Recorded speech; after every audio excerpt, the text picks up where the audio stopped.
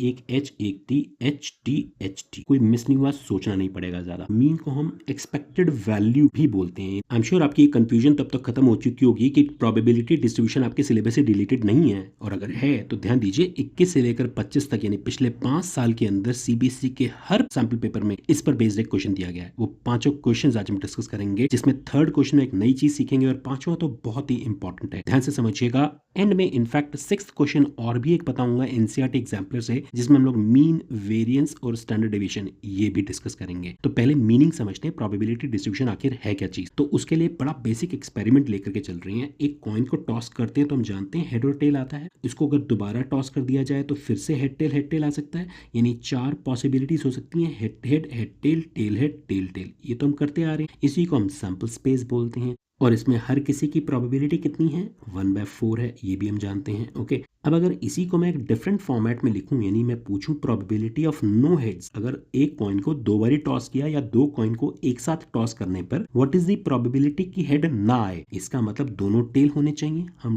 T की बात कर रहे हैं तो इसका आंसर आ जाएगा 1/4। वहीं मैं आपको बोलूं जी एक हेड आना चाहिए, एक हेड आना चाहिए यानी कि एग्जैक्टली 1 हेड होना चाहिए, तो दूसरा टेल भी हो सकता है। तो आप बोलेंगे जी 2 केसेस हैं इसके अंदर, हेड टेल या टेल हेड, तो इसकी प्रोबेबिलिटी कैसे निकालेंगे, इन दोनों को हम ऐड करेंगे तो 2/4 हो गई। अब अगर मैं आपको बोलूं 2 हेड्स आने की प्रोबेबिलिटी कितनी होगी, तो आप बोलेंगे अगेन इसके अंदर एक ही केस बनता है, हेड हेड, तो इसकी प्रोबेबिलिटी कितनी है, 1/4। अब हम बात कर रहे हैं एक डिफरेंट फॉर्मेट की, ध्यान दीजिए। अगर मैं बोलूं कि नंबर ऑफ हेड्स को x से डिनोट कर देता हूं, लेट्स से कोई भी एक सिंबल ले लिया x, तो x की वैल्यूज क्या क्या हो सकती हैं, 0, 1, 2। तो इन तीनों वैल्यूज के अगेंस्ट प्रोबेबिलिटीज क्या हैं, उसको अगर मैं एक टेबल की फॉर्म में लिखना चाहूं तो लिख सकते हैं। यस, अगर मैं x की वैल्यूज बोल रहा हूं 0, 1, 2 हो सकती हैं, तो इसका मतलब प्रोबेबिलिटी ऑफ x कितना हो जाएगा, यानी x जब 0 है तो प्रोबेबिलिटी कितनी है, ये वाला केस हुआ 1/4, 1 है तो कितना हुआ 2/4, अगर x की वैल्यू 2 है तो 1/4। ये बात समझ में आती है। लेट मी रिपीट दिस, मैंने बोला कि मैं नंबर ऑफ हेड्स को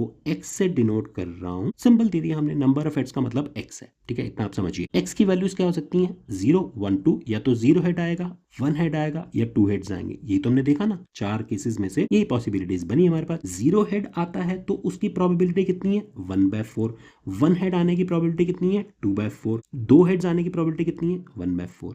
ये जो टेबल हमने बनाया है इसी को हम प्रोबेबिलिटी डिस्ट्रीब्यूशन बोलते हैं, है ना, बड़ा सिंपल सा, कि वही चीज जो आप 10th में पढ़े, आपने 11th में पढ़ा, उसको हम 12th में डिफरेंट फॉर्मेट से लिख रहे हैं। इस x का नाम दे रहे हैं हम, इसको हम बोलते हैं रैंडम वेरिएबल। ओके, ना ये रैंडम वेरिएबल जो है एक तरह से फंक्शन होता है। फंक्शन बोले तो उसके अंदर तो फिर डोमेन और रेंज होना चाहिए, बिल्कुल है। यहाँ पर डोमेन है ये वाली सारी वैल्यूज, और रेंज है जो हमने 0, 1, 2 की बात करी, मतलब ये कि इसके हर एक एलिमेंट को इसके एलिमेंट से रिलेट किया जा सकता है, मैपिंग कराई जा सकती है। आप समझ रहे हैं। एच का मतलब क्या है, 2 हेड्स, 2 हेड्स किससे रिलेट हो रहा है, इससे रिलेट हो रहा है। 1 हेड, 1 हेड, ये वाले, ये दोनों किससे रिलेट हो रहे हैं, इस 1 से, इस 1 से। और ये दोनों टेल हैं, किससे रिलेट हो रही है, 0 से। तो ये एक तरह से मैपिंग हुई, इसमें ये डोमेन हुआ और ये रेंज हुआ। तो एक्स रैंडम वेरिएबल जो है एक फंक्शन होता है जिसमें रेंज जो है कोई भी रियल वैल्यू हो सकती है। इस पर्टिकुलर केस के अंदर 0, 1, 2 था, ठीक है। तो ये हमने बना दिया प्रोबेबिलिटी डिस्ट्रीब्यूशन, ठीक है। इसके ऊपर और भी कुछ चीजें हैं, वो हम आगे क्वेश्चंस के अंदर डिस्कस करेंगे।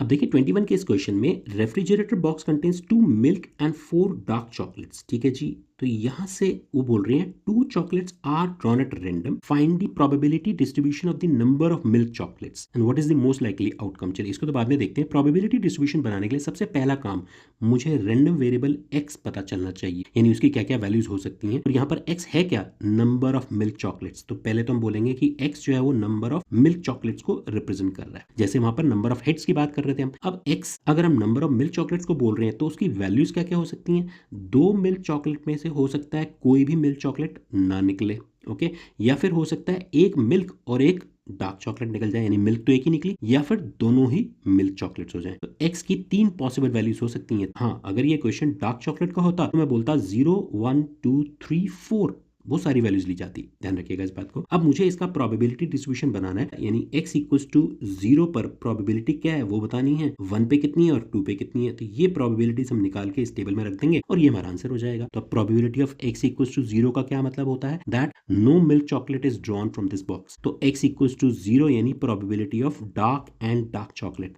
तो पहली डार्क चॉकलेट निकलने की प्रोबेबिलिटी क्या है, फेवरेबल है 4, टोटल है 6, तो 4/6 हुई, और दूसरी भी डार्क चॉकलेट निकलनी चाहिए, यानी वो अब 3/5 हो जाएगा। ये बात समझ में आती है, क्योंकि डार्क चॉकलेट कम हो गई है अब एक, ठीक है ना, 4 में से एक तो निकाल ली और टोटल में से भी एक निकल चुकी है, तो 3/5 हो जाएगा। क्योंकि ये क्वेश्चन है एट रैंडम का, ध्यान रखिएगा, ये विदाउट रिप्लेसमेंट का क्वेश्चन है, मतलब इसमें चॉकलेट निकाली और वापस नहीं डाल दिए। विद रिप्लेसमेंट वाले क्वेश्चन होंगे तो लिखा जाएगा विद रिप्लेसमेंट, तो ये ध्यान रखना है आपको। इसको करने का एक तरीका और भी है कॉम्बिनेशन को यूज करके, उसको हम नेक्स्ट क्वेश्चन में डिस्कस करेंगे। चलिए, अभी तो ये आ गया डार्क एंड डार्क का, दिस विल बी 2/5। अच्छा, अब probability of x equals to 1 की बात करें, यानी probability of milk chocolate and dark chocolate, एक मिल्क एक डार्क, ठीक है। अब यहाँ ध्यान दीजिएगा, बड़ा इंपॉर्टेंट पॉइंट इसमें और डिस्कस करेंगे। मिल्क चॉकलेट निकलने की प्रोबेबिलिटी कितनी है? 2/6 है। अब उसके बाद डार्क चॉकलेट निकल रही है, तो डार्क तो 4 ही है ना, लेकिन टोटल एक कम हो गई है, ठीक है। दिस विल गिव मी 4/15। क्या यही आंसर है इसका? नहीं, रुकिए जरा, इसमें एक केस और बनेगा। वो क्या हो सकता है कि पहले डार्क निकल जाए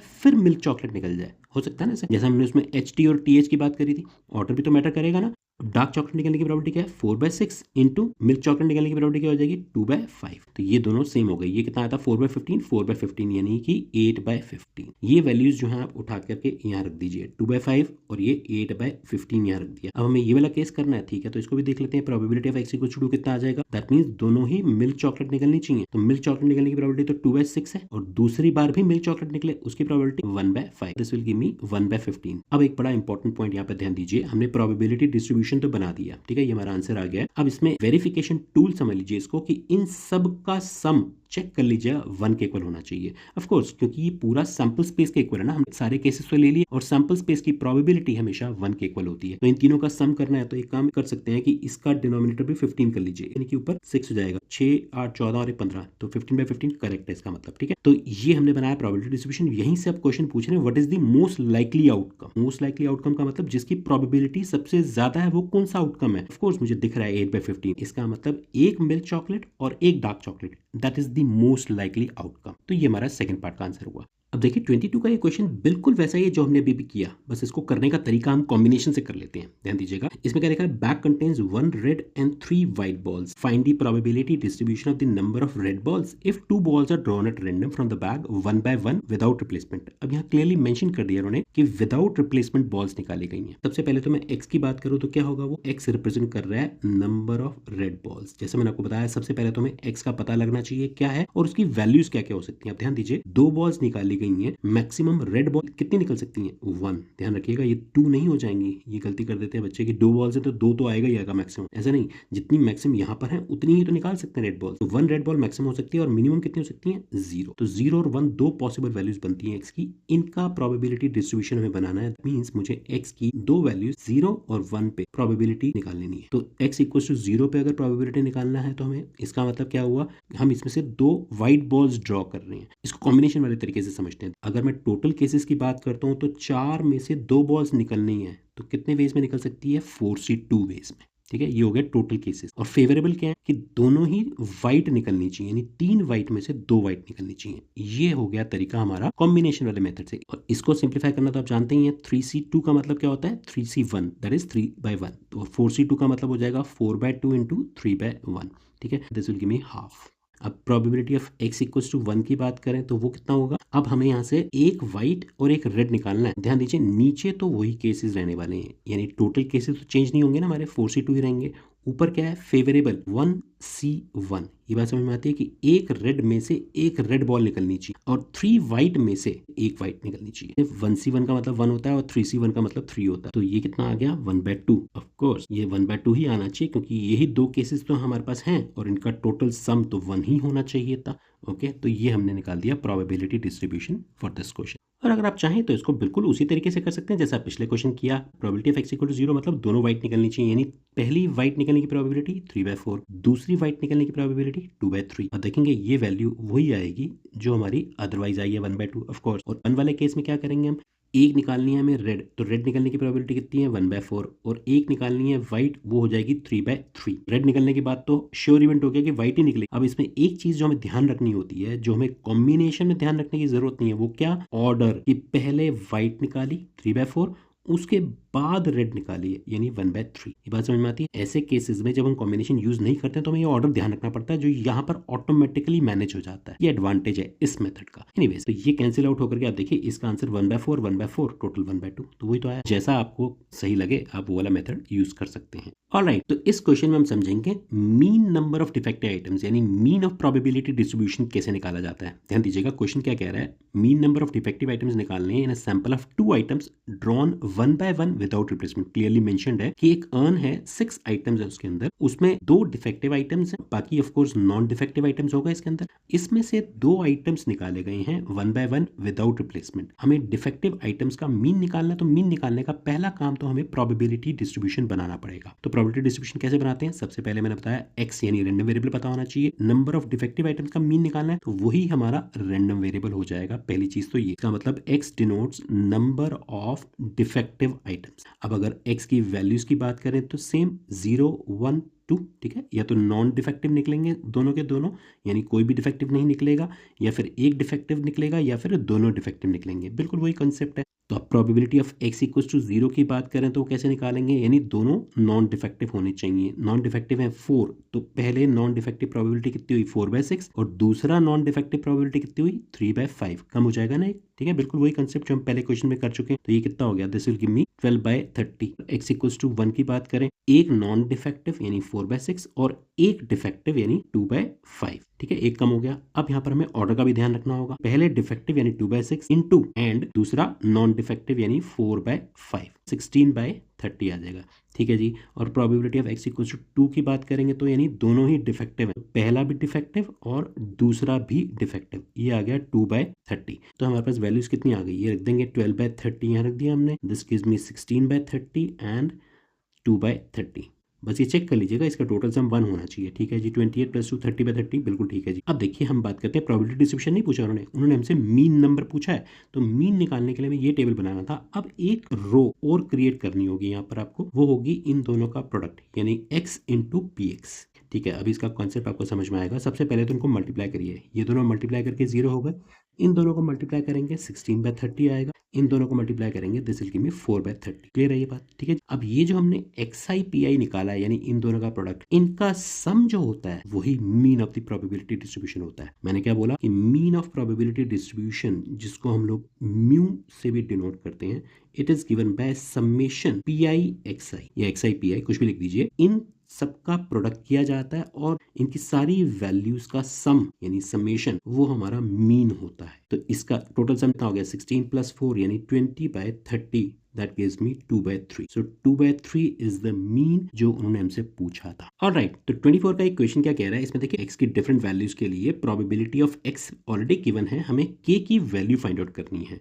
अब उसके लिए टोटल सम जो होता है, समेशन pi कह लीजिए इसको, it is always equal to 1। तो वो वाला कॉन्सेप्ट अगर लगाते हैं, तो अगर मैं इन सबको ऐड करता हूँ तो k + 2k + 3k यानी कि 6k प्लस 0 को तो छोड़ दीजिए इक्वल्स टू 1, तो k की वैल्यू कितनी आ गई 1/6। तुम्हारा पहले पार्ट का आंसर तो ये आ गया। उसके बाद वो बोल रही है x लेस देन 2 की प्रोबेबिलिटी कितनी है। x की वैल्यूज क्या क्या है यहाँ पर 0, 1, 2 एंड अदरवाइज। तो x लेस देन 2 होने का मतलब probability of x equals to 0 चाहिए हमें एक तो, और एक हमें करनी होगी probability of x equals to 1। ये हमारा सेकंड पार्ट का आंसर आएगा। बात समझ में आती है। x इक्वल टू 0 और 1 वाली प्रोबेबिलिटी को हम ऐड कर देंगे, तो 0 के केस में प्रोबेबिलिटी कितनी है k है, और 1 के केस में कितनी है 2k यानी 3k है। 3k का मतलब कितना हुआ, k की वैल्यू हमने 1/6 निकाल ली है, तो 3/6 यानी 1/2 आंसर आ गया सेकंड पार्ट का। अब x ग्रेटर देन 2, अब ग्रेटर देन 2 तो हमें यहाँ पर गिवन नहीं है, अदरवाइज लिखा हुआ है, तो अंडरस्टूड है इसकी प्रोबेबिलिटी 0 होगी। ये हमारा आंसर आ गया थर्ड पार्ट का। ऑलराइट, तो 25 के सैंपल पेपर का इक्वेशन बोल रहा है random variable x can take all non negative integral values and the probability that x takes the value r is proportional to this. Find probability of x less than 3। ये तुम निकालते हैं बाद में, पहले तो इस भयंकर से दिखने वाले क्वेश्चन का मतलब समझते हैं। दिख रहा है भयंकर है नहीं, ओके, सो डोंट वरी। देखिए क्या कह रहा है, रैंडम वेरिएबल x की सारी नॉन नेगेटिव इंटीग्रल वैल्यूज हो सकती हैं। नॉन नेगेटिव इंटीजर्स कौन से होते हैं 0, 1, 2, 3 एंड सो ऑन, मतलब ये इन्फिनिटी तक जा सकता है। And the probability that x takes the value r, अच्छा इसको हम r से डिनोट कर देते हैं, मतलब इन जनरल इसको बोल देते हैं कि x की वैल्यू जब r है तो उसकी प्रोबेबिलिटी जो है it is proportional to 5 to the power minus r. पहले तो ये देखिए, इसका मतलब समझ में आ गया आपको। प्रोबेबिलिटी कि x की वैल्यू r जब है, इन सब के लिए हमने r एक सिंबल ले लिया, वो प्रोपोर्शनल है 5 to the power minus r के। तो पहले तो मुझे इसको इक्वल बनाना पड़ेगा, तभी तो आगे कहानी चलेगी। उसके लिए मैं इसको सिंपली p से डिनोट कर रहा हूँ। और ये प्रोपोर्शनैलिटी का सिंबल जब हटाते हैं इक्वल टू बनाने के लिए, तो यहाँ पर एक कांस्टेंट क्रिएट कर दिया जाता है which is called constant of proportionality. ठीक है, ये बेसिक कॉन्सेप्ट जानते हैं। अब देखिए, ये हमारे पास एक इक्वेशन बन गई कि p is equal to k upon 5 power r है।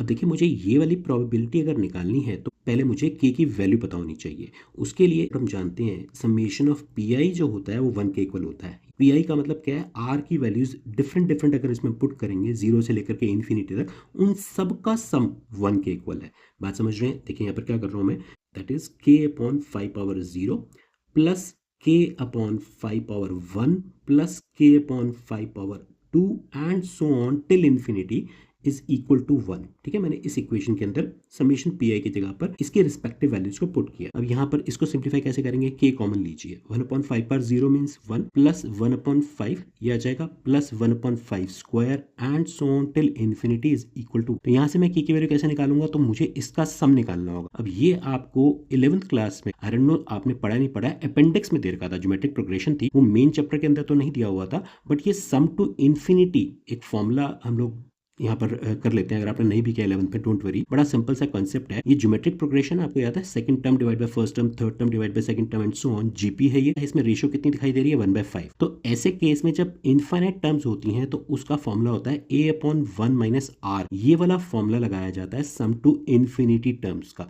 प्रोवाइडेड कॉमन रेशियो का जो मॉड वैल्यू है वो लेस देन 1 होना चाहिए। ठीक है, अब यहाँ पर कॉमन रेशियो कितनी है, 1/5 है। तो इसमें अगर फॉर्मूला लगाया जाएगा तो ये क्या बन जाएगा, k into 1 upon first term 1 है डिवाइड बाय 1 माइनस, और कॉमन रेशियो कितनी है 1/5, दिस इज इक्वल टू 1। तो ये सिंप्लीफाई करते हैं, कितना बन जाएगा, which means k is equal to 4/5।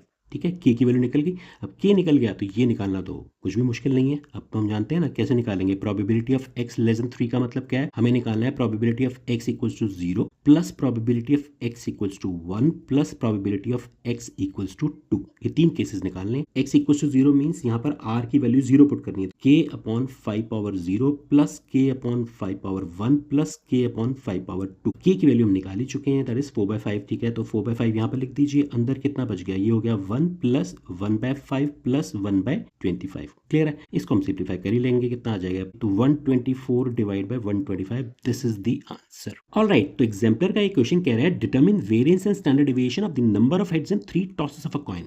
देखिए, क्वेश्चन पढ़ के घबराइए मत। वेरिएंस एंड स्टैंडर्ड डेविएशन बड़ा सिंपल सा कॉन्सेप्ट है। सबसे पहले हम मीन की बात करेंगे। इसमें मीन निकल जाएगा तो ये दोनों बड़े आसान तरीके से निकाले जा सकते हैं, वो हम समझते हैं। पहले मीन निकालने के लिए अब दो चीजें हमें चाहिए। पहला तो मुझे ये पता होना चाहिए कि रैंडम वेरिएबल क्या है इसके अंदर। एक्स साफ साफ दिखाई दे रहा है, it is number of heads. Experiment क्या है, 3 टॉसेस ऑफ अ कॉइन। तो एक कॉइन को 3 बारी टॉस किया गया है, उसके 8 केसेस आप जानते हैं। अगर मेरे को वो 8 केसेस बनाने हो तो हो सकता है आप बड़ा सोच सोच के 8 केसेस लिखें, बड़ा आसान तरीका है वो 8 केसेस लिखने का। देखिए, सैंपल स्पेस बड़े इजीली हम लोग एक ही स्टेप में लिख सकते हैं। 8 का आधा करिए यानी 4, आप पहले लिखिए 4 बारी h और उसके बाद 4 बारी t लिख दीजिए। अब इसका फर्दर आधा करिए यानी कि 2, तो 2 बारी h लिखिए और 2 बारी t लिखिए, फिर 2 बारी h लिखिए, 2 बारी t लिखिए। अब इसका फिर से आधा करिए यानी 1, तो अब आपने एक h लिखना है, एक t लिखना है, एक h एक t, h t h t। बन गए हमारे पूरे सैंपल स्पेस 8 केसेस का। कोई मिस नहीं हुआ, सोचना नहीं पड़ेगा ज्यादा। ठीक है जी, अब आप देखिए यहाँ पर हमारा जो x है वो नंबर ऑफ हेड्स को रिप्रेजेंट कर रहा है। तो यहाँ पर इसको देखते हुए हम बता सकते हैं नंबर ऑफ हेड्स क्या क्या हो सकते हैं। 0 हो सकते हैं जब तीनों के तीनों t होंगे, या फिर 1 हो सकते हैं यानी कि ये वाला केस हो गया। और भी देखते हैं केसेस क्या क्या है, या फिर 2 हेड हो सकते हैं जैसा कि इस केस में दिखाई दे रहा है, या फिर तीनों हेड्स हो सकते हैं ये वाले केस के हिसाब से। तो ये 4 वैल्यूज हो सकती हैं हमारी। इसका प्रोबेबिलिटी डिस्ट्रीब्यूशन बनाएंगे पहले तो। बिल्कुल ठीक है जी। तो प्रोबेबिलिटी डिस्ट्रीब्यूशन बनाने के लिए x की वैल्यूज लिख रहा हूँ 0 1 2 एंड 3। तो 0 का मतलब कितना हुआ, ये तो आप जानते हैं ना, इसमें हर किसी की प्रोबेबिलिटी 1/8 है। 0 मींस हेड नहीं आया है, यानी सारे टेल्स हैं, तो सारे टेल्स की प्रोबेबिलिटी कितनी है 1/8। अब 1 हेड का मतलब कितना हुआ जी, एक केस तो ये हुआ, एक केस ये हुआ, एक केस ये हो गया। ठीक है, तो कुल मिला के 3 केसेस हैं, 3 केसेस हैं यानी कि 3/8 हो गई। और 2 हेड का मतलब कितना हुआ, एक ये वाला केस है, एक ये वाला केस है और एक ये वाला केस है। और कोई केस दिख रहा है, बिल्कुल नहीं, 3 केसेस ये हैं, तो 3/8 इसकी प्रोबेबिलिटी हो गई। तीनों हेड्स हैं तो इसका मतलब 1/8 आप देख लीजिए कोई मिस तो नहीं हुआ ना, 3 3 6 7 8 सारे केसेस आ गए इसके अंदर, 8/8 टोटल प्रोबेबिलिटी इसकी 1 होनी चाहिए। ये हमने बना दिया प्रोबेबिलिटी डिस्ट्रीब्यूशन। अब अगर मुझे यहाँ से मीन निकालना होगा तो मीन के लिए हम क्या करते हैं, xi इंटू पी करते हैं, ठीक है जी। तो x इंटू पी को जब मैं मल्टीप्लाई करता हूँ तो यहाँ पर ये 0 हो गया, this give me 3/8 and this will B 6/8 and this will B 3/8। तो इसका सम अगर मैं करूंगा इस वाले रो का तो मेरे को क्या मिल जाएगा, मीन। अच्छा, अब यहाँ पर एक चीज और ध्यान दीजिए, मीन को हम एक्सपेक्टेड वैल्यू भी बोलते हैं, यानी EX से भी रिप्रेजेंट किया जाता है इसको। तो अगर मेरे को EX निकालना है तो it is given by summation PI XI, जो कि इस केस में कितना हो गया, 369 प्लस 3 यानी 12/8। ये हमारा मीन आ गया है इसमें। अब देखिए मुझे वेरिएंस निकालना है तो उसके लिए मुझे एक रो और क्रिएट करनी होगी। वो क्या होगी, देखिए यहाँ पर ध्यान दीजिए कि मुझे इसमें x स्क्वायर चाहिए और उसका प्रोडक्ट चाहिए PI के साथ, यानी x स्क्वायर इंटू पी। तो x स्क्वायर यानी 0 हुआ, 0 इंटू दिस तो 0 ही हो गया, इसका स्क्वायर सेम 1 रहेगा तो ये 3/8 हो जाएगा। इन दोनों को मल्टीप्लाई करके इसका स्क्वायर 4 इंटू 3/8 इज 12/8, इसका स्क्वायर 9 इंटू 1/8 इज 9/8। अब मुझे वेरिएंस निकालना है तो उसका फॉर्मूला आप ध्यान दीजिए, यहाँ पर बड़ा सिंपल सा फॉर्मूला है। ये जो हमने अलग सा एक रो क्रिएट करा है x स्क्वायर PI वाला, इसका समेशन चाहिए होता है मुझे, उसमें से माइनस कर देंगे ये वाला मीन जो हमने निकाला है यानी EX का स्क्वायर। तो बस हमें यहाँ पर कितनी वैल्यू मिल गई, इसका अगर मैं टोटल सम निकालूं कितना आएगा, 12 और 12 24/8 है, तो यानी 3 है ये, और माइनस 3/2 का स्क्वायर है। तो आप देख रहे हैं हमारा वेरिएंस कितना आ गया, दिस विल बी 3 माइनस 9/4। ये आ गया जी वेरिएंस। और standard deviation is such a simple one, वो वेरिएंस जो आपने निकाला है उसका स्क्वायर रूट होता है, यानी इसका स्क्वायर रूट कितना आ गया, √3/2। That's it. तो ये हमसे दो चीजें पूछी गई थी, हमने निकाल दी, है ना, सिंपल कॉन्सेप्ट, वेरिएंस और स्टैंडर्ड डेविएशन भी। ऑलराइट, तो आज की क्लास यहीं तक रखते हैं, मिलते हैं अगले वीडियो में, तब तक के लिए you take care, bye bye.